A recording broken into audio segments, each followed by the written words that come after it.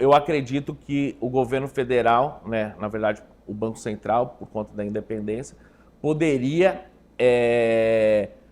ser um pouco mais audacioso e baixar numa velocidade maior, né? A cada 45 dias nós temos as reuniões ordinárias do Copom, né? São 8 reuniões, portanto, ao ano, e o Banco Central, obviamente, ele pode ser um pouco mais audacioso e se porventura, naquele interregno de 45 dias, você tiver alguma mudança abrupta, daí você faz a revisão na própria reunião ordinária, ou se não, existe um mecanismo que poucas pessoas sabem, que você pode trabalhar com viés de alta ou de baixa. Então, eu posso baixar a taxa de juros, mas trabalhar com viés de alta, e eu posso chamar uma reunião, por exemplo, extraordinária.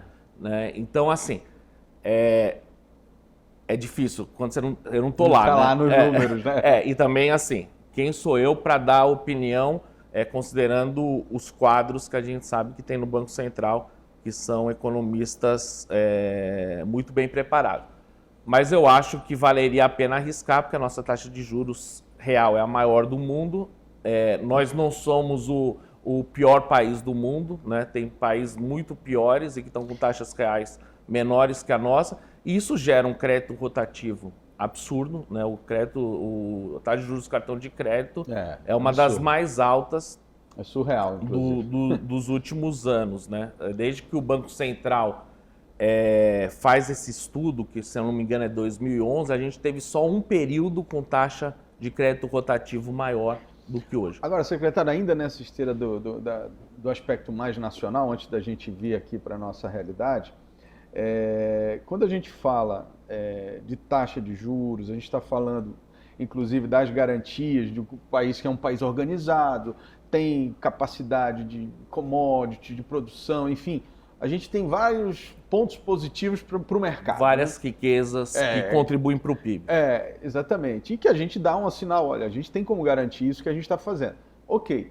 Só que do outro lado, a gente vê uma cobrança muito grande por uma questão de austeridade do governo. E aí é uma questão que a gente, querendo ou não, toca um pouco na política, porque o modelo político, né, mais voltado para o socialismo, tenta empurrar esse valor econômico mais para um valor social. Né? Sem dúvida. E a gente sabe que isso precisa ter um limite. Né? A gente entende, é como na nossa casa, não dá para a gente ficar gastando aleatoriamente, só confiando naquilo que a gente pode gerar de riqueza. Né?